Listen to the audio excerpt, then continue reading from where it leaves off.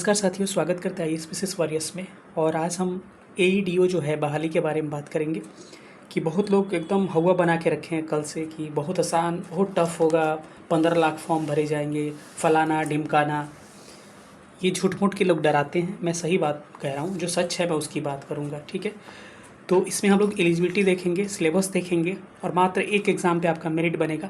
हाँ, थोड़ा सा मेरिट ऊपर जा सकता है क्योंकि एग्ज़ाम एक ही है। अगर बीपीएससी के पीटी पे भी अगर मेरिट बनना होता और आपका सीधे अधिकारी बनाना होता तो आपको मेरिट अधिक जाता पीटी का। आपको पता है 110, 115, 20, 130 तक भी जाता, क्योंकि पता ही है कि आपको एक ही एग्ज़ाम है तो इसी में सारे लोगों को बाहर करना है। तो इसकी क्या एलिजिबिलिटी है, कैसे सिलेबस है, क्या-क्या है और कैसे इसकी बहाली की जाएगी और क्या-क्या आपको फोकस करना चाहिए, इस पर हम लोग बात करेंगे। तो चलिए सेशन को हम लोग स्टार्ट करते हैं। जो लोग भी नए होंगे चैनल को सब्सक्राइब करिए, चैनल से जुड़ जाइएगा, नीचे टेलीग्राम ग्रुप का लिंक है, ज्वाइन करिएगा। कल का ही आया हुआ है, हवा मचा था तो हम सोचे कि थोड़ा शांत हो जाए, उसके बाद हम लोग इस पर डिस्कशन करेंगे, ठीक है। देखिए, इसमें कई तरह के सवाल आपके उठेंगे। क्या ये ऑफिसर रैंक का जॉब है? बिल्कुल ऑफिसर रैंक का जॉब है। सबसे पहले मैं बात करता हूँ कि एक पोस्ट होता था डिस्ट्रिक्ट एजुकेशन ऑफिसर, आपको पता है डीओ जिसको कहते हैं, ठीक है। तो डिस्ट्रिक्ट एजुकेशन ऑफिसर जो होता है ना, उसी के तरह आपको इसी तरह का पोस्ट है ये, बस वो असिस्टेंट्स है। तो सबसे पहले एईडीओ का फुल फॉर्म जानिएगा। तो इसका होता है कि असिस्टेंट एजुकेशन डेवलपमेंट ऑफिसर, एक तरह का ऑफिसर रैंक का जॉब है ये, मतलब असिस्टेंट है उनका। बस इतना ध्यान रखिए। टोटल पोस्ट 935 आया हुआ है, इसमें कोई मेंस एग्ज़ाम नहीं है, ना कोई रिटन एग्ज़ाम है। रिटन का मतलब ऑब्जेक्टिव सारे एग्ज़ाम्स होंगे। टोटल 935 सीटें हैं। और क्या एलिजिबिलिटी होगी? बस यही है कि आपको एलिजिबिलिटी यही है कि आपको ग्रेजुएशन होना चाहिए किसी भी मान्यता प्राप्त यूनिवर्सिटी से। फॉर्म अप्लाई करने की तिथि जो है आपको पता ही होगा कि इसमें दे रखा गया है। के लिए अलग से नोटिस निकाला गया था। आप 27 अगस्त से लेके 26 सितंबर तक फॉर्म भर सकते हैं, ठीक है। अब आरक्षण की बात कई लोग कह रहे हैं, तो देखिए इसमें क्लियर लिखा है कि इसमें डोमिसाइल मतलब नहीं है, क्योंकि हर एग्ज़ाम में जैसे नोटिस होता है वैसे ही इसका नोटिफिकेशन है। तो इसमें देखिएगा तो किसी तरह का डोमिसाइल की जिक्र नहीं किया गया। देखिए, कहने का मतलब है ना कि इसमें जो नॉर्मल प्रक्रियाएं पहले बीपीएससी की होती थी, पीसीएस की, वैसे है कि कोई लोग फॉर्म भर सकते हैं और जो ईआर का कट ऑफ क्लियर करेंगे वो अदर स्टेट वाले भी इसमें सेलेक्ट होंगे। लेकिन 35% आरक्षण जो है महिला का आरक्षित इसमें भी किया गया है, क्लियर नोटिफिकेशन में लिखा गया है, ठीक है। अब हम बात करते हैं कि एग्ज़ाम का क्या, कैसे, कितना पेपर, क्या होगा। तो देखिए, इसमें आपको एक ही दिन में सारा एग्ज़ाम होगा और वस्तुनिष्ठ ऑब्जेक्टिव पेपर होंगे। पहला पेपर जो होगा इंग्लिश का होगा।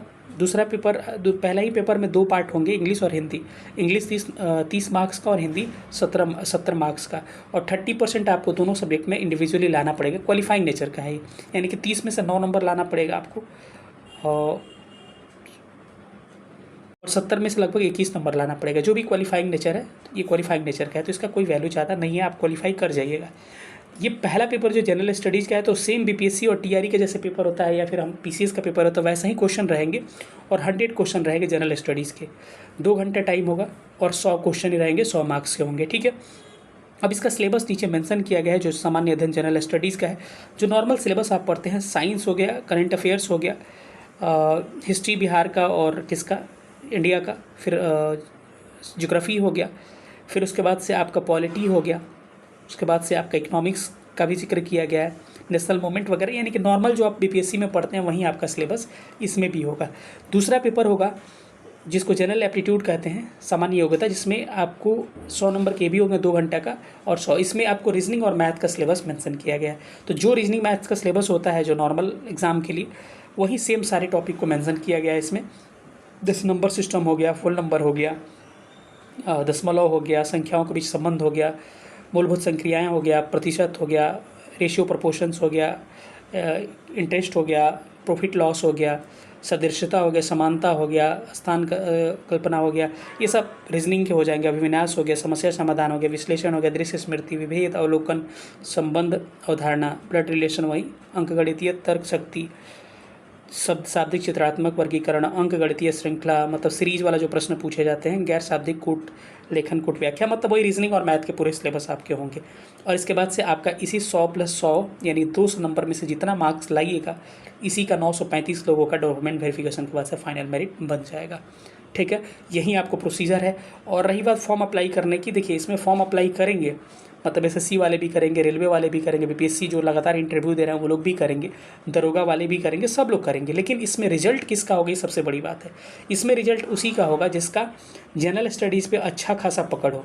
अब कई लोगों को लगता है कि एसएससी वाले, देखिए एसएससी वाले बुरा मत मानिएगा, रेलवे वाले, कई लोगों को लगता है कि एसएससी रेलवे वाले ज़्यादा खुश हो जाएंगे और उनका रिजल्ट हो जाएगा। तो देखिए इसमें परेशानी है उनके साथ, क्योंकि बीपीएससी का जो पेपर पूछेगा जनरल स्टडीज़ का वो पीसीएस लेवल का होगा, जो कि सारे अच्छा से प्रश्न आप नहीं बना पाइएगा एसएससी और रेलवे लेवल पर, ठीक है। दूसरा चीज़ है कि आपका मैथ रीजनिंग भले कर लीजिएगा, लेकिन जिसका मैथ रीजनिंग पे ठीक ठाक पकड़ होगा और उधर इस पे भी पीसीएस लायक पकड़ होगा, वो लोग इसमें रिजल्ट आसानी से ले सकते हैं। उनके लिए कोई बड़ी बहाली नहीं है और आसानी से इसमें उनका मेरिट बन जाएगा, ठीक है। बस यही ध्यान रखना है, ठीक है। अब इसका एग्ज़ाम जो है जनवरी में लगभग संभावित है, देखिए क्या होता है, जो भी चीज़ें होंगी। तो यही रहा सेशन। क्या इसके बारे में इंक्वायरी है आपको, ज़रूर हमको कमेंट करना चाहिए। क्या इसके लिए इंटरेस्टेड है आप लोग, ज़रूर कमेंट करके बताइएगा। मिलेंगे अगले सेशन में, तब तक अपना ख्याल रखिएगा। सेशन देखने के लिए बहुत बहुत धन्यवाद। Thank you so much. जय हिंद।